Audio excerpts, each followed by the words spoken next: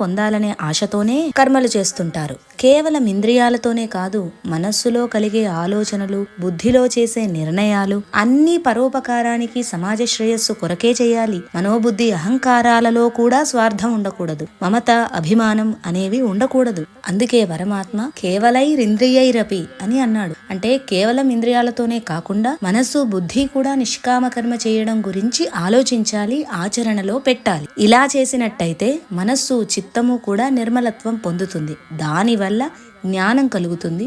అప్పుడు మోక్ష మార్గంలో ప్రయాణం చేయగలుగుతాము. ఒక్కసారి ఆత్మజ్ఞానం కలిగితే ఇక మనోబుద్ధులతో పని లేదు. ఎందుకంటే నేను వేరు, శరీరం వేరు అనే భావన కలుగుతుంది. దానికి అనుగుణంగానే మనోబుద్ధులు ప్రవర్తిస్తుంటాయి. కాబట్టి ఇంద్రియాలతోనే మంచి పనులు చేయడం కాదు, మనోబుద్ధులు కూడా నిర్మలంగా ఉండాలి. లోకోపకారం కొరకు పాటుపడాలి. అప్పుడే జ్ఞానోదయం అవుతుంది.